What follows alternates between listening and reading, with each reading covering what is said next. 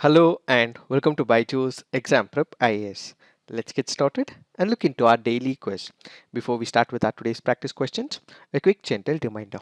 BYJU'S Exam Prep IAS has already launched its official Telegram channel. What is that you have to do?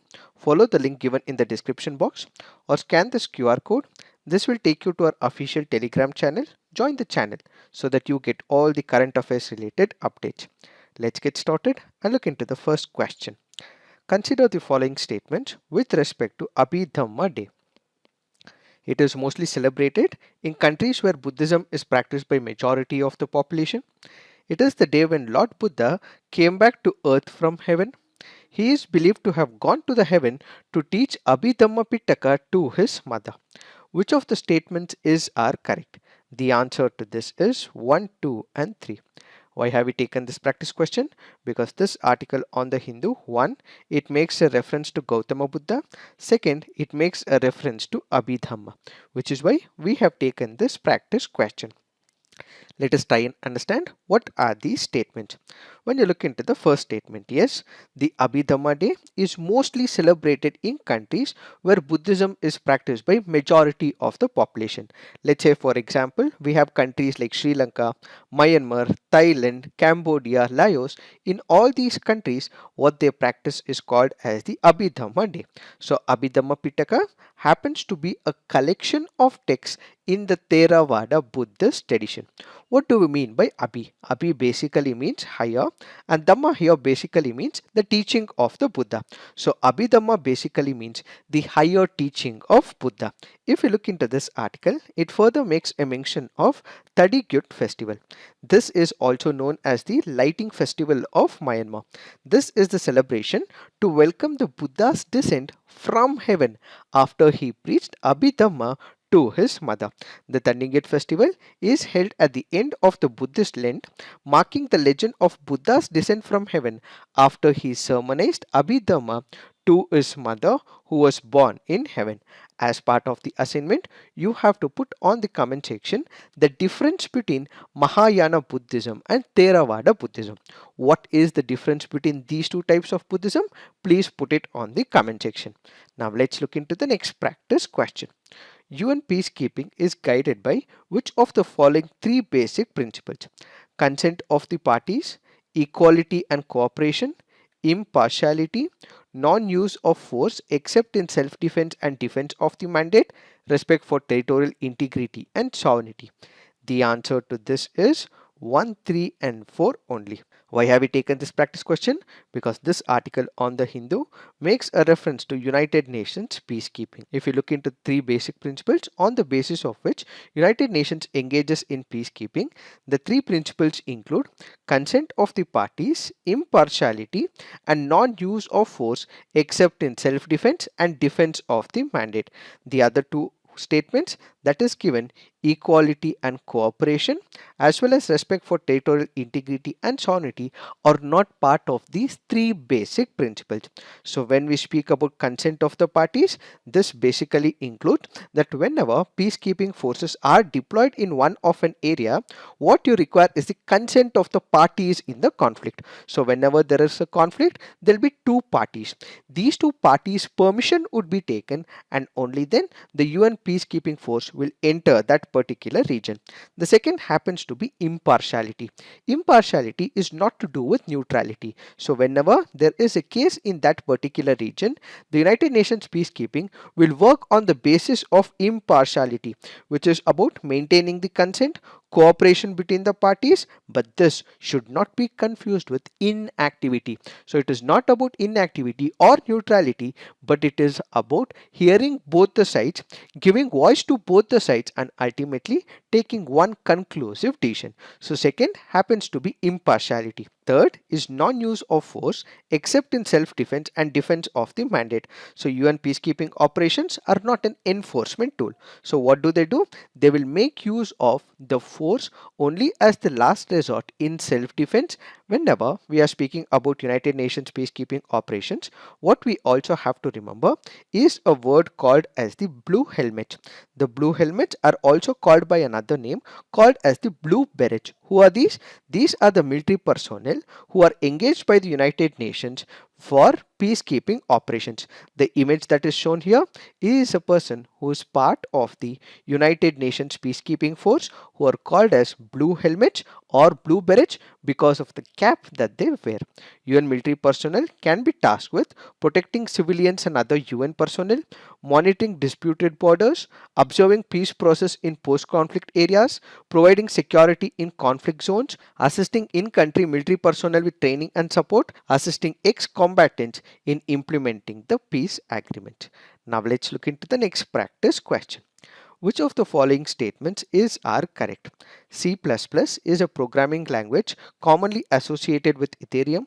Solidity is the programming language mainly used on the blockchain platform Bitcoin. Rust is commonly associated with Solana blockchain. Which of the statements are correct? The answer to this is 3 only. Why have we taken this practice question? Because this article here speaks about blockchain technology. It speaks about number of cryptocurrencies and the language, the programming language that is used for the development of all these cryptocurrencies. When we look into the Bitcoin, C++ is a programming language commonly associated with the Bitcoin, while the Bitcoin white paper explaining the peer-to-peer electronic cash system is written largely in English. The Bitcoin core software, which makes transaction possible, uses the C++. So remember, when it comes to writing the Bitcoin, what was used? It was C++. Then what we have is the Ethereum. When it comes to Ethereum, Solidity is the programming language mainly used on the blockchain platform called Ethereum. Some of its developers are Ethereum co-founders. The language is influenced by C++, Python and JavaScript. It is also known as curly bracket language as it uses flower bracket special character. This is to do with Ethereum. Then finally, what we have is to do with Rust. Rust has unique distinction of being called perfect programming language in 2021 by Twitter co-founder, that is Jack Dorsey. In the crypto world, Rust is commonly associated with Solana blockchain, which is known for its high speed and relatively low transaction speed. Polkadot blockchain, which helps to better connect blockchains with each other, makes use of Rust. However, developers have complained the Rust is too difficult to learn. A 2018 survey showed that more than 22% of the users did not feel productive using the programming language. These are some of the languages that have been used for developing multiple blockchain technologies as well as the cryptocurrencies. Now let's look into the next practice question. The Capitulation of Alexandria was an important event in the struggle between France and England for influence in the Falkland Islands, Middle East, North America and the Caribbean, West Africa. The answer to this is Middle East. Why have we taken this practice question? Because this article on the Hindu makes a reference to Treaty of Alexandria. What is this article speaking about? It is speaking about Rosetta Stone. It is believed to be a piece of bigger rock. The Rosetta Stone is a large stone slab with inscriptions on it. The inscriptions are in 3 scripts conveying a decree of public message. This was initially under the custody of France, but because of the Treaty of Alexandria, it was given to the Britain and now Britain holds it. According to the British Museum, the engraving on the stone was done during the reign of King Ptolemy in 1799 when French King Napoleon Bonaparte launched his Egypt campaign. His soldiers accidentally discovered the stone in the city of Rashid. After Napoleon was defeated by the British, the stone passed on them under the Treaty of Alexandria. So this stone, Rosetta, was initially under the control of France. It was taken by France, but after he lost the war, it was ultimately given to the British. So Egyptian archaeologists have started an online campaign to demand the return of the Rosetta Stone from the British Museum, where it is in the museum's most visited exhibit. Now let's look into the next practice question. The term Levant, often heard in news, roughly corresponds to which of the following regions?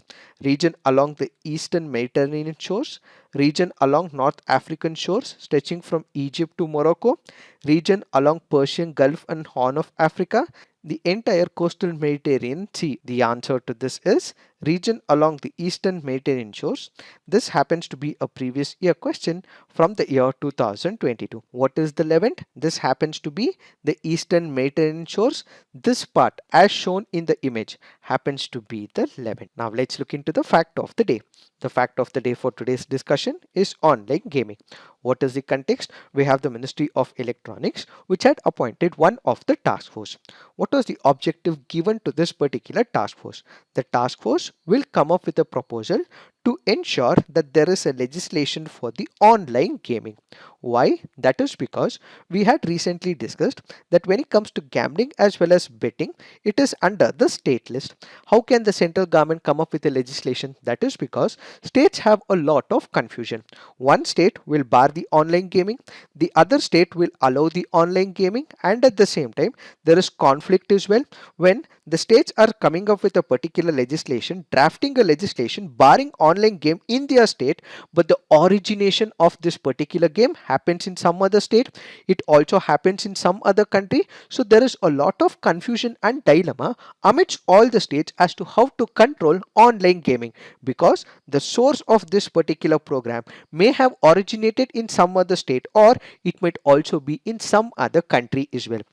And at the same time, the powers to ban the websites, the power to regulate online sector is usually with the central government. So in order to overcome all these issues, the state governments have also requested the central government. The central government also felt the need to regulate the online gaming as well. And as a result, there was a task force which was appointed, and this particular task force will give us a legislation. It will propose a legislation so that this online gaming sector would be ultimately controlled. Added to it, when you look at the online gaming sector, there are a lot of concerns emanating from the online gaming. What are these concerns? There are many people who invest a lot of money on the online gaming sector. There are people who have lost massive amount of wealth. There are people who have taken a lot of credit, unable to pay back. All these circumstances have led to the government coming up with establishment of a task force. As of now, when you look at the online gaming businesses, there is a lot of inconsistency, and what they required is one single agency so that this regulatory body is able to look into the online sector. If we look into the data, the revenue of the Indian mobile gaming industry is expected to exceed $1.5 billion in 2022, and it is estimated to reach 5 billion in 2025. The industry in the country grew at a CAGR of 38% between 2017 and 20, as opposed to 8% in China, 10% in the US. It is expected to grow at a CAGR of 15% to reach 153 billion in revenue by 2024.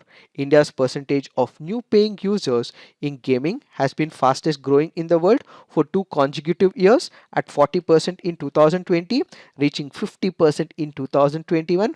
According to a report by EY and FICCI, transaction-based game revenues grew 26% in India, with the number of paying gamers increasing by 17% from 80 million in 2020 to 95 million in 2021. Since it had large number of people investing on the online gaming sector, this had to be regulated. So the task force that was appointed by the Ministry of Electronics looked into this entire numbers, the growth of this particular sector, and they have come up with some proposals. Whether it will be implemented or not, we are not sure, but these are just the proposals that may have been given by the task force appointed by the Ministry of Electronics. What are the proposals? First is we have to understand that there are few games where money have to be invested. So in case there is a particular game where a lot of real money is involved, in that case they have to be regulated.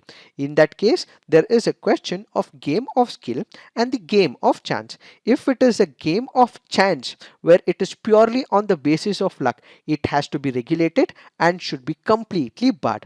And at the same time, if it is something involving game of skill, then it has to be regulated, is the first recommendation. The second recommendation is if there is a game which is promoting violence, nudity, addictive content or misleading content, that should be immediately barred, says the task force. And finally, they'll also try to bring online gaming under the purview of the Prevention of the Money Laundering Act of 2002, if that particular organization is laundering the money. These are some of the recommendations that have been given initially, but once we have a larger picture, we will take it up elaborately on our CNA discussion. So this is it for today. Thank you for watching. All the best.